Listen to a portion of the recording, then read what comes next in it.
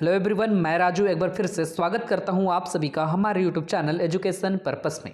Students, इस video के माध्यम से हम समझेंगे आपके सेमेस्टर 4 हिस्ट्री ऑनर्स के कोर 8 के बहुत ही इंपॉर्टेंट टॉपिक तैमूर आक्रमण से संबंधित महत्वपूर्ण प्रश्न जो कि आपको स्क्रीन पे दिख ही रहे होंगे। तैमूर के भारत आक्रमण के कारण और उसके परिणाम। जी हाँ दोस्तों, तैमूर के भारत आक्रमण और फिर उसके प्रभाव के रिलेटेड एक ना एक प्रश्न जो है आपके एग्जाम में कंटिन्यू आता रहा है, तो इस प्रश्न को आप वेरी वेरी इंपॉर्टेंट के रूप में भी देख सकते हैं। तो चलिए समझते हैं तैमूर का भारत आक्रमण और उसका प्रभाव।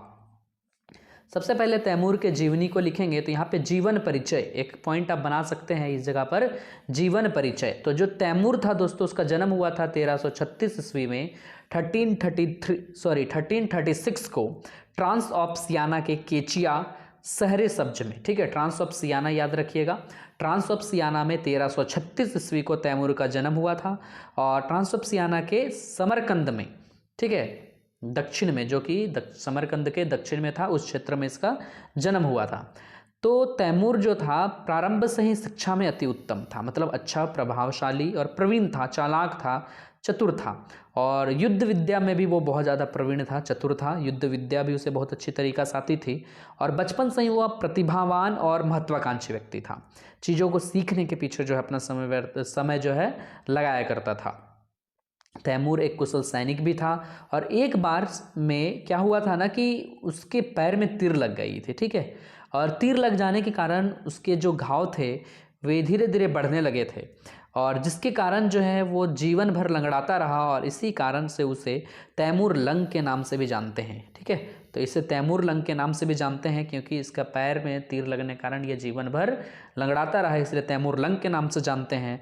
और फिर दोस्तों, इसी ने जो है एक विशाल साम्राज्य की स्थापना करना चाहने की एक चाहत थी और इसी कारणवश जो है ये धीरे धीरे जो है आगे बढ़ता है और 1369 ईस्वी में 1369 ईस्वी में 33 वर्ष की आयु में ही समरकंद के सिंहासन पर बैठता है और अपनी महत्वाकांक्षा यानी अपनी इच्छा के कारण, अपनी लालसा के कारण जो है फारस, मेसोपोटामिया और अफगानिस्तान पर अधिकार कर लेता है और अब उसका साम्राज्य जो है चंगेज खां के जैसा फैल चुका था। वही चंगेज खां जो कि मंगोलों के नायक थे, एक तरह से नेतृत्वकर्ता नेता थे, जिसके बारे में आपको इसके ठीक पहले के वीडियो में समझाया गया है।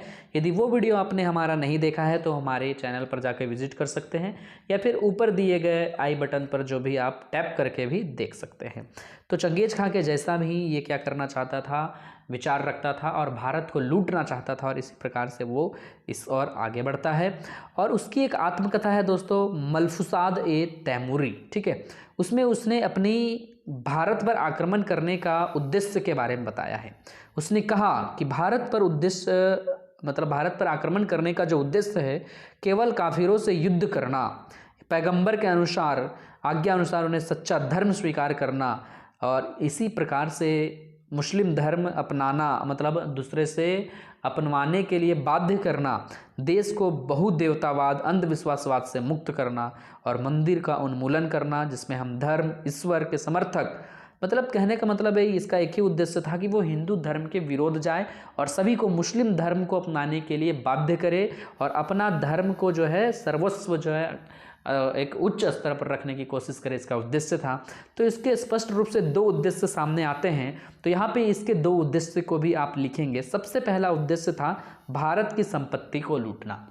देखिए, जब कोई किसी के ऊपर आक्रमण करता है तो ये उद्देश्य तो आम बात है, किसी क्षेत्र पर जब आक्रमण कर रहे हो तो वहाँ की संपत्ति को आप लूटना चाहते हो, ये भी एक बहुत ही कॉमन सा उद्देश्य है, कॉमन सा एम है। तो तैमूर जो भारत आक्रमण करना चाहता था उसका सबसे पहला, या भारत आक्रमण किया भी, ठीक है, तो सबसे पहला जो कारण था वो यही था कि उस समय जो है यहाँ महमूद गौरी और मोहम्मद गजनवी के समान जो है वो भारत पर आकर यहाँ के संपत्ति को क्या करना चाहता था, लूटना चाहता था। ठीक है, तो यहाँ के संपत्ति को लूटने की इच्छा के कारण भी वो क्या करता है, यहाँ पर आक्रमण करता है, यहाँ के धन को, सब सारी चीज़ों को लूटता भी है और यहाँ के चीज़ों को कमज़ोर भी करता है।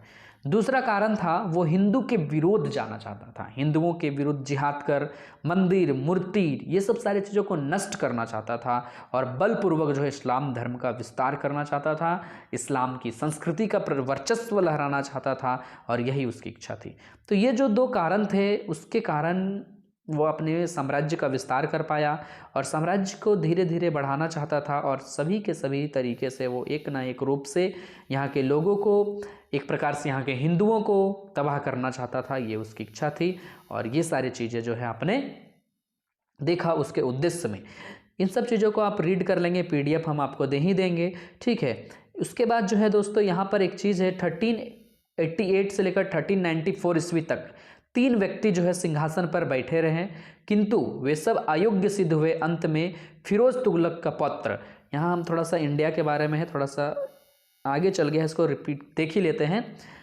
देखिए, कुछ इतिहासकारों का मानना था कि तैमूर ने जो भारत पर आक्रमण किया उसने अपने पुत्र की सहायता के लिए किया, ठीक है। इसके लिए उसने भारत में आया था और मुल्तान को भी घेरा था। भारत में आकर जो इसने क्या किया था, मुल्तान को घेरा था। लेकिन ये कोई पर्याप्त कारण नहीं है कि अपने पोते का हेल्प करने के लिए आक्रमण करेगा। वास्तव में इसका उद्देश्य लूट मार था और जिहाद और धार्मिक युद्ध के नाम पर था। और उसी समय जो है तुगलक वंश यहाँ शासन चल रहा था और तुगलक सल्तनत की लड़खड़ाती स्थिति उसे भारत पर आक्रमण करने का उचित अवसर दिया कि हाँ, अब इसकी स्थिति जो है कमज़ोर पड़ रही है।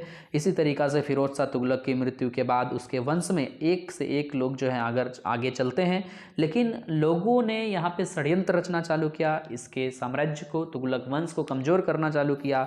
और 1994 तक जो है इस पर 3 व्यक्ति जो है सिंहासन पर बैठ चुके थे। फिरोज तुगलक का पुत्र भी सिंहासन पर बैठ चुका था और 1412 ईस्वी तक शासन करता रहा। और इसके शासनकाल के बाद तुगलकों का जो है पतन स्टार्ट हुआ। इसके शासनकाल में तैमूर का आक्रमण हुआ और जिसके कारण दिल्ली की जो बची हुई आन बान शान और वैभव थी वो भी नष्ट हो गई। इस प्रकार से हमने देखा इसके उद्देश्य क्या थे। अब चलिए इसके थोड़े से इस कहानी को समझते हैं। तैमूर का भारत आक्रमण, यहाँ पे एक और पॉइंट बनाएंगे किस तरीका से यहाँ आक्रमण करता है। देखिए, तैमूर जो है भारत की ओर तो प्रस्थान करता है और अपने प्रस्थान करने से पहले अपने पोते पीर मुहम्मद को जो है एक विशाल सेना देता है और विशाल सेना के साथ कहता है तुम भारत चले जाओ, ठीक है। वो भारत आता भी है और वो सिंधु नदी पार करते करते उच्च प्रदेश को जीत भी लेता है। और जो है दोस्तों 6 महीने के बाद वो मुल्तान पर भी अधिकार कर लेता है।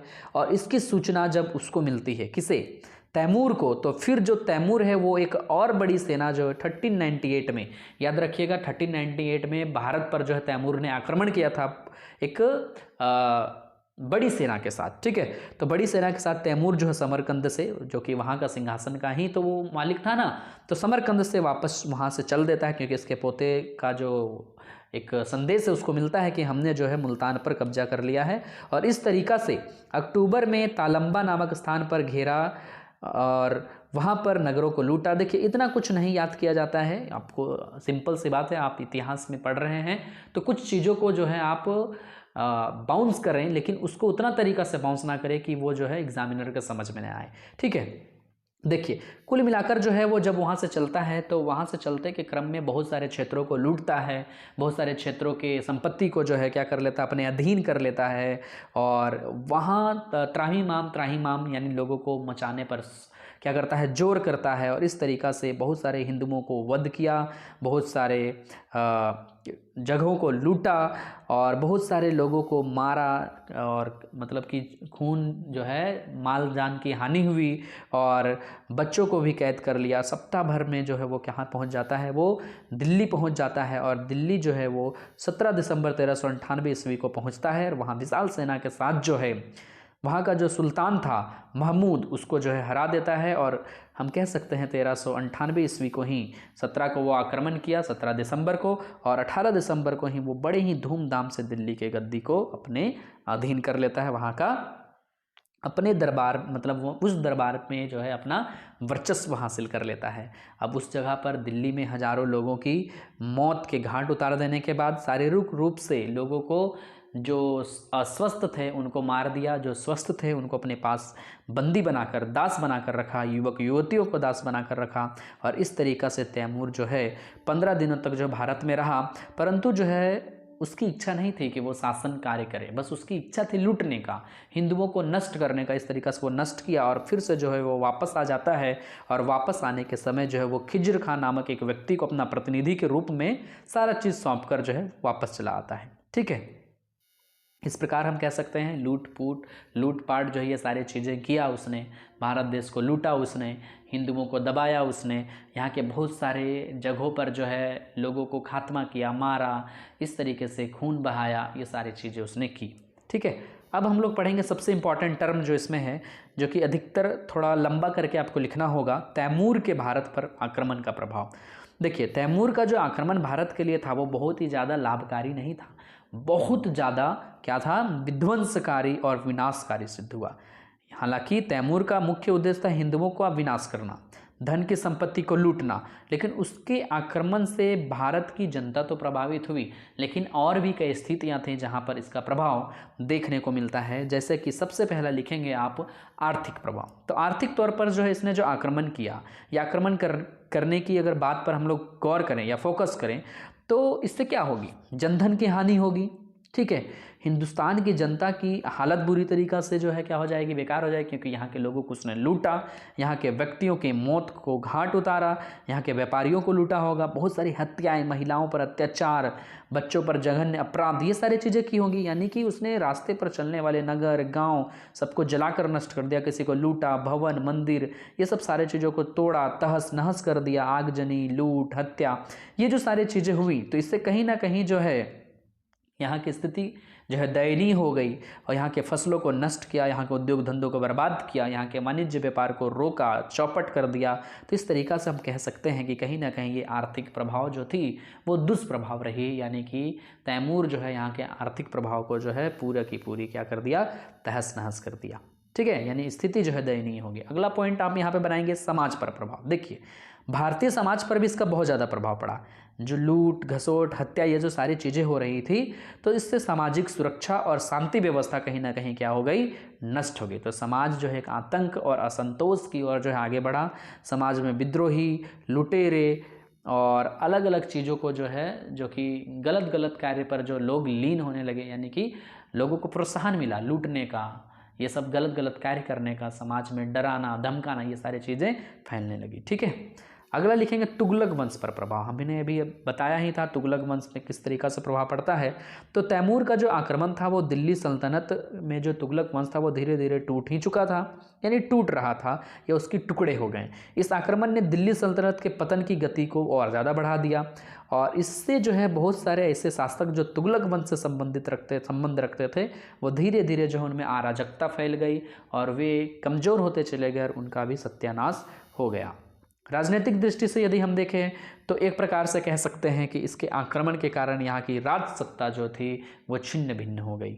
धार्मिक दृष्टिकोण से यदि हम देखें तो यहाँ का जो धर्म था, एक प्रकार से कहें हिंदुओं का जो सर्वनाश किया, और उसने इस्लाम धर्म का जो है प्रचार प्रसार किया, विस्तार करना ही इसका उद्देश्य था, और जिसके कारण हजारों की संख्या में ना कहकर लाखों की संख्या में हम कहेंगे कि बहुत सारे हिंदुओं की हत्या की गई, और निर्मम हत्या की गई, बिल्कुल भी दया दृष्टि नहीं दिखाई गई। बहुत सारे हिंदुओं को बलपूर्वक इस्लाम या फिर इस्लामिक धर्म अपनाने के लिए बाध्य किया गया, और इस्लाम बनाया भी गया।